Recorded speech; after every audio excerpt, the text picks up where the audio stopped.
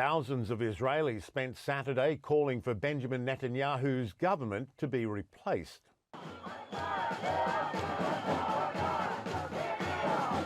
In Tel Aviv and also in Jerusalem, they called once again for new elections and for the government to do more to bring home hostages held by Hamas. Protesters have held rallies for the past 7 months now, angry with how the Israeli government has handled the hostage situation. Hamas thought to be still holding around 100 Israelis. The president of the World Bank is talking there about the issues of those countries that would be affected, have already been affected, where economic difficulties could become even greater. With me is Egypt's finance minister. Minister, good to see you, sir. The worry that you must have as a result of what we've seen so far and now what is potentially likely to happen next. How would you describe your current situation?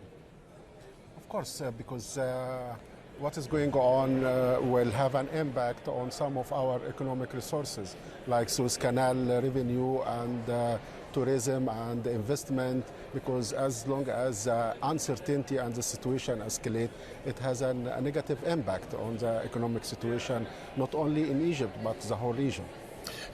You talk about the difficulties. Let's just look first of all at the situation with Gaza. You've got the potential, of course, of more refugees. You already have a large number to begin with.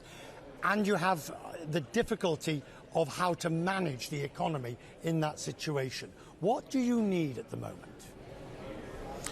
The situation in Gaza has an impact because the amount of resources Egypt allocated to address the humanitarian crisis in Gaza and also looking after those who are injured in the Egyptian hospitals and other pressure on our resources, of course. Right, but what more help do you need from the international community, do you think?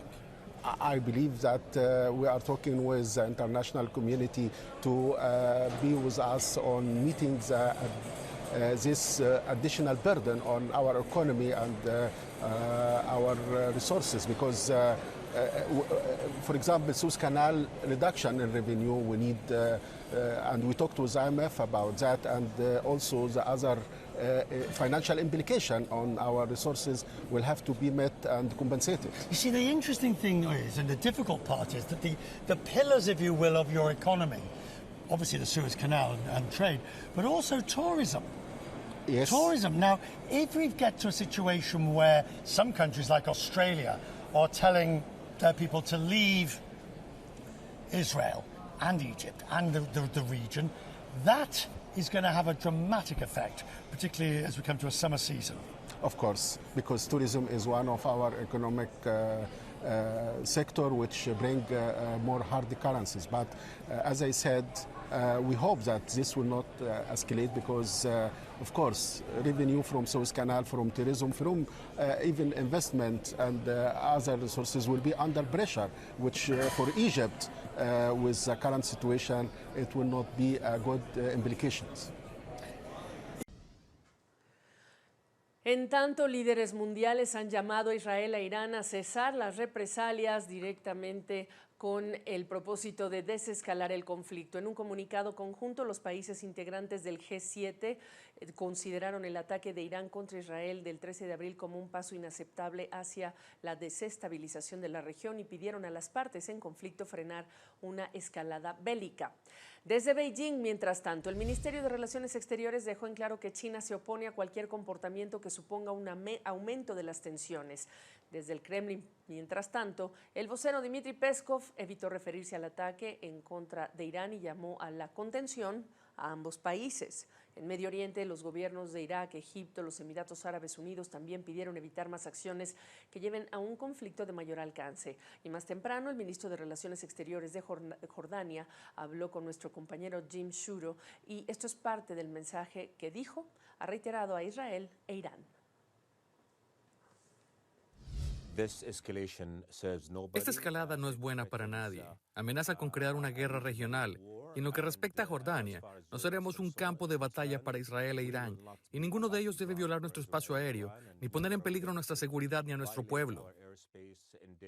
Y no permitiremos que ninguno de los dos viole nuestro espacio aéreo. De nuevo, nuestro mensaje es: detengan esta escalada y céntrense en el verdadero problema, que es poner fin a las masacres y a la catástrofe que siguen ocurriendo en Gaza.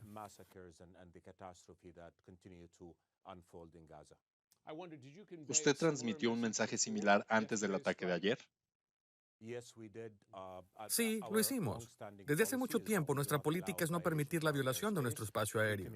Le comunicamos de manera inequívoca a ambas partes que no violen nuestro espacio aéreo y que no nos arrastren a su conflicto, que no nos convertiremos en su campo de batalla. ¿Usted cree que el líder israelí Benjamin Netanyahu quiere una guerra más amplia en la región?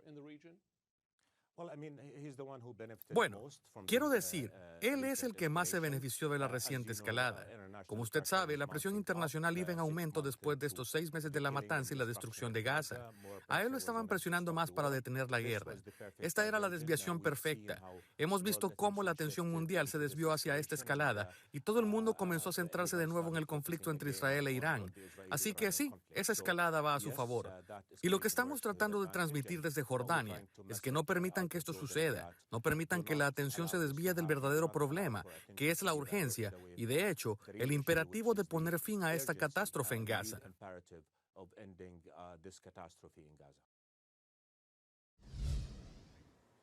A propósito del conflicto en Gaza, a más de 34,000 aumentó la cifra de muertos en Gaza tras más de 6 meses de guerra entre Israel y Hamás, según datos del Ministerio de Salud palestino, quien agregó que en las últimas 24 horas se registró la muerte de 42 palestinos. CNN, como sabe, no puede verificar de manera independiente las cifras de víctimas que ofrecen los funcionarios palestinos. Pero el ataque en contra de Irán reactivó las alertas globales de que el conflicto podría extenderse.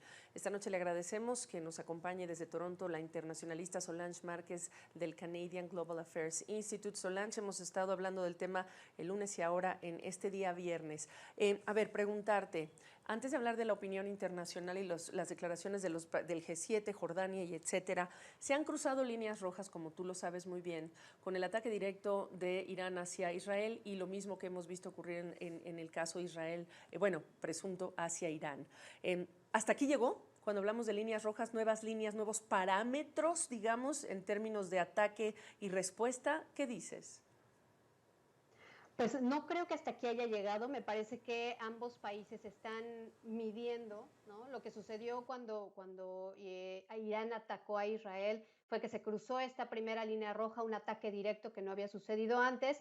Y ahora con esta respuesta no confirmada por Israel, como ya mencionaban hace un momento, no confirmada, pero sería una nueva línea roja. ¿Qué es lo que está sucediendo aquí? Que ambos países están tratando de reinstalar la disuasión, de reinstalar la posibilidad de decirle al otro: hasta aquí puedes llegar y no puedes atacarme de manera directa. Estamos viendo un momento en el que ambos países están tratando de establecer nuevas reglas para lo que probablemente podría convertirse en una nueva guerra de sombras.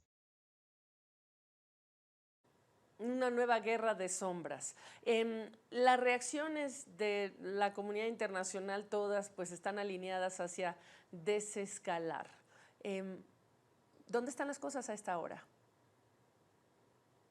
Por lo pronto puedo decirte que están mucho más estables que lo que estaban por lo menos hasta el fin de semana pasado. Hoy la respuesta israelí, que bueno, todos sabemos que prácticamente fue Israel, la respuesta israelí lo que nos dice claramente es que tampoco Israel tiene interés en hacer de esto un conflicto mucho más grande. Esas son buenas noticias. A largo plazo, sin embargo, no podemos decir que esto ya terminó. Ambos países siguen en una situación extremadamente peligrosa si no se restablece el poder de disuasión de cualquiera de los dos, o sea, de los dos para uno contra el otro, o de la comunidad internacional. Aquí el papel que juega Estados Unidos y que juegan los países del G7 es muy importante también para establecer estos límites disuasorios. ¿De qué manera? Pues me parece importante, o me pareció muy importante, la manera en que Estados Unidos, el Reino Unido, Jordania incluso, escuchando la entrevista que se hacía al ministro hace unos momentos. Jordania, incluso Arabia Saudí, entran en el momento de la defensa a Israel, cuando sucede todo este ataque masivo, los cientos de drones, todos ellos entran para defender a Israel. Esto de alguna manera le dice a Irán, a ver, Israel no está solo. Israel va a tener ayuda en caso de que haya nuevos ataques directos y que Irán buscara escalar este asunto. Entonces, me parece que la posibilidad que tienen estos países de establecer este poder disuasorio para Irán, para evitar que escalen las cosas contra Israel, es muy importante. Ahora, para el lado de Israel es donde realmente creo que tendremos un poco más conflicto. ¿Por qué? Porque Benjamín Netanyahu realmente está respondiendo a su política interna. Hoy por hoy, creo que con esta respuesta que dieron, las posturas más extremistas dentro de la coalición que apoya a Netanyahu se van a quedar un poco tranquilas en términos de que sí hubo una respuesta a lo que hizo Irán la semana pasada, no se queda sin una respuesta. Sin embargo, creo que hasta el momento, o más bien lo que sigue de aquí en adelante, tendría que ser un poco más de silencio, menos declaraciones de funcionarios tanto de Estados Unidos como de Israel, para evitar que Irán de alguna manera diga, bueno, sí se están filtrando noticias de que fue Israel quien atacó, claro, porque Irán, pues en Irán no se reconoce.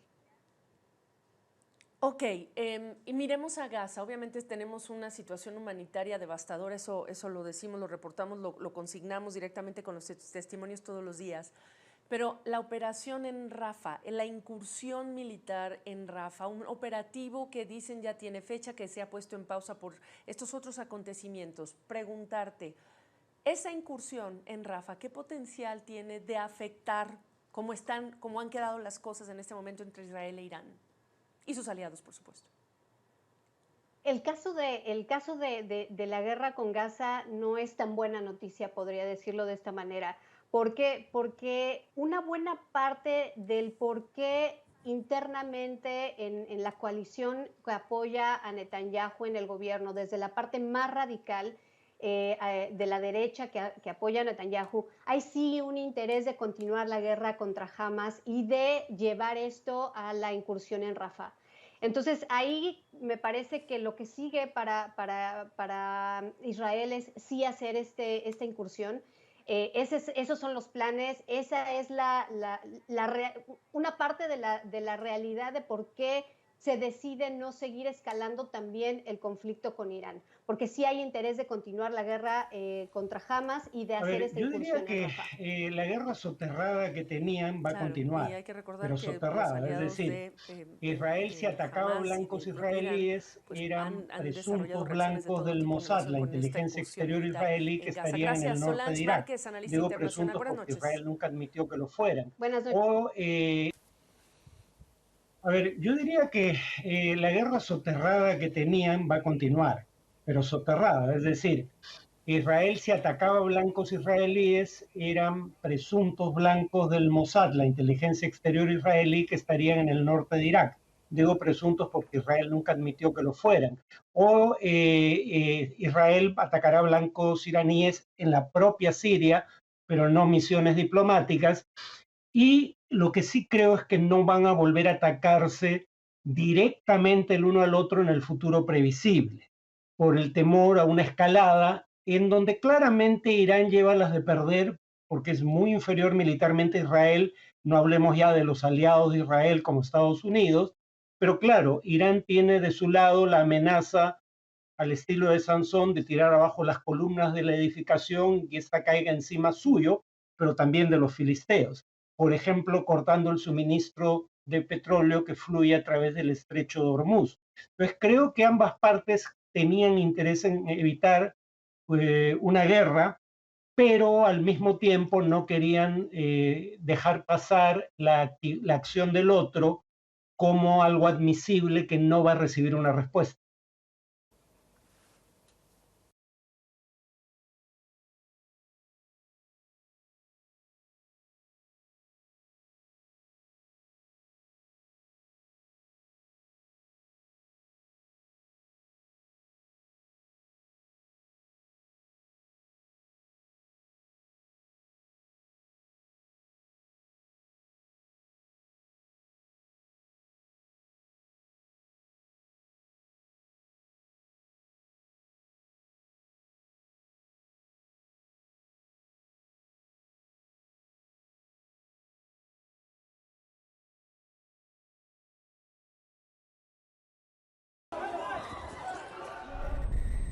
A moment frozen in time.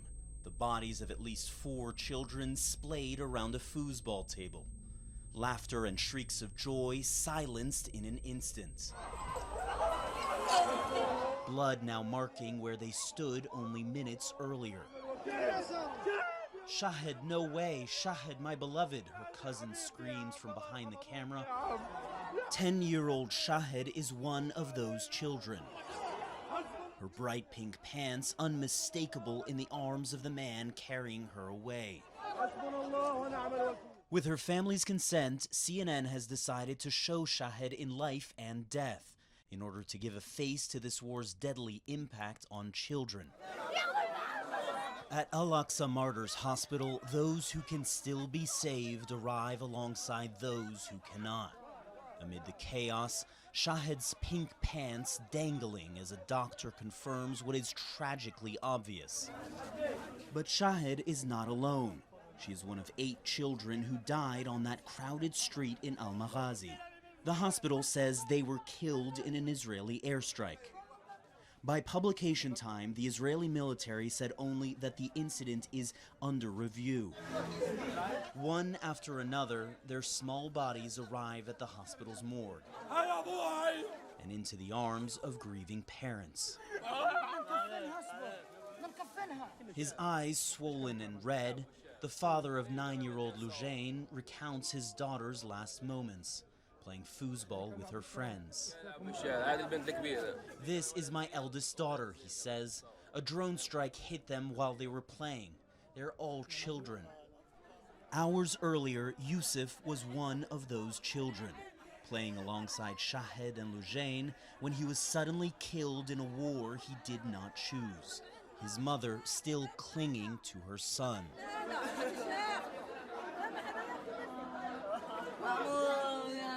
Neither does this boy, who cannot believe his brother is dead. He is still alive, he cries. Don't leave him here.